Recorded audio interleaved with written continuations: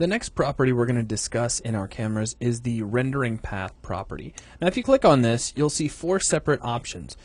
Really, it's the bottom 3 that are the critical ones. We have vertex lit, forward, and deferred lighting. Use player settings actually as a reference back to the player settings. If we go under edit, jump down to project settings, and go down to player, what this is doing is reading over into whatever we've established here. Now, what I'm going to do is jump back over to our camera. Now, Lee, what are these 3 settings down here? Well, Unity has 3 different rendering paths that it uses to render objects. Okay. Vertex lit is the most basic of them, and it is supported by all the hardware that can run any of the Unity games, all the way back to shader 1.0 spec. Mm-hmm. So pretty much any hardware that's made for PCs can run vertex lit right, and cameras. And vertex lighting doesn't deal with shadows. It just really deals with the angle of the light on a certain polygonal surface. Right, and more so the actual vertex of a mesh. What it does is it calculates the light that would hit that vertex in each vertex that surrounds that makes up a polygon, and it smoothly blends across it.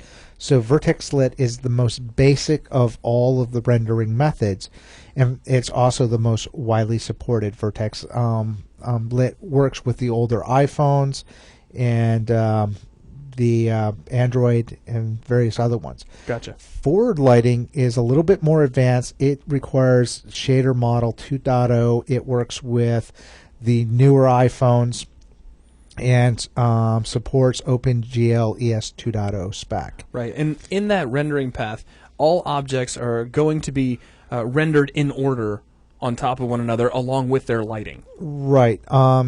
It actually supports pixel shaders. It allows for anti-aliasing of your textures.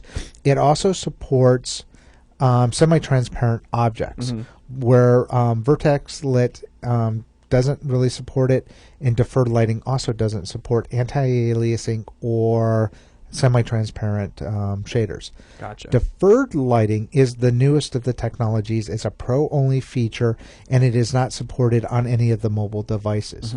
But it is supported on the Xbox 360, the PS3, and any of the video cards that on newer PCs that support shader language or shader model 3.0. Gotcha. Now, what deferred lighting is it allows you to take a bunch of lights in your scene, pre-calculate those lights, and apply that information to the screen in a much more efficient way than forward lighting does. Right, all of the objects are drawn on the screen without their lighting, and then the lighting is dropped on simultaneously for all objects. Correct. Now, just because you select one of these 3 models, let's say if you select vertex lighting, the other way around. But if you select vertex lighting, you do not get any of the benefits of forward or deferred lighting, no matter what shader you pick. So it's kind of like a cap.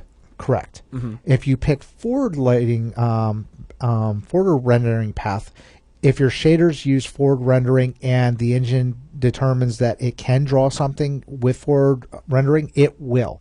But if there's certain things that say, no, I don't care what you want, I'm specifically a vertex lit shader, it will fall back to vertex lit. Right. Same with deferred. If you select deferred lighting, and let's say you have a material that is a semi-transparent shader, it will fall back to using forward rendering path to render that. If something like your trees where it's using vertex lit, it will fall back to that rendering path to render those. So using deferred kind of gives you access to all 3. Exactly. Right. But the engine will still try to fall back to whatever's best for the engine. Gotcha. So that is a quick description of the 3 rendering paths that are available on your cameras. You can set these here at the camera level. You also, as you saw, have access to set them in your player settings as well. Right. The ones that you set in player are default for all cameras unless you specifically override it in the camera itself.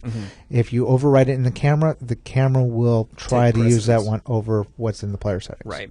So that will wrap things up for this video. Thank you very much for watching.